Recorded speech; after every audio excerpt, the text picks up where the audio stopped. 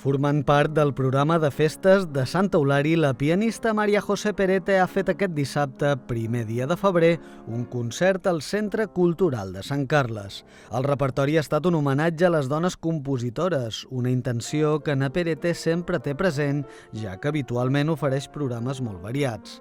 Així, el concert ha repassat temes de figures femenines de la música clàssica, com na Alicia de la Rocha, na Marie Jael, na Fanny Mendelssohn, na Clara Schumann i na Lili Boulanger, amb algunes obres que s'han sentit per primera volta a Eivissa. La pianista considera important donar a conèixer aquestes autores. Siempre propongo programas variados y este año es verdad que he elegido el repertorio de mujeres compositoras porque sé que son obras que es difícil escucharlas en concierto, menos aún aquí en Ibiza, y era un repertorio que he disfrutado muchísimo tocando y por los comentarios que acabo de escuchar ha tenido una muy buena acogida. Estoy muy feliz, muy contenta.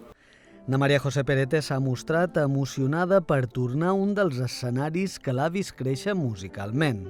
Siempre es un placer tocar en esta sala aquí en San Carlos, el público lo encuentro agradecidísimo, realmente es una gran alegría para mí poder regresar a esta sala al menos de manera anual con este recital y de hecho ver esta gran acogida por parte del público demuestra que hay interés por la música clásica y que este tipo de eventos son más que bienvenidos.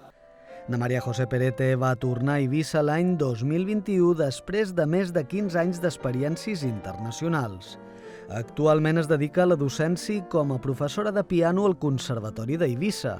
Malgrat tot, aquest concert anual a Sant Carles és un dels compromisos que sempre procura mantenir a la seva agenda, que es pren com una oportunitat per compartir la seva música amb el públic.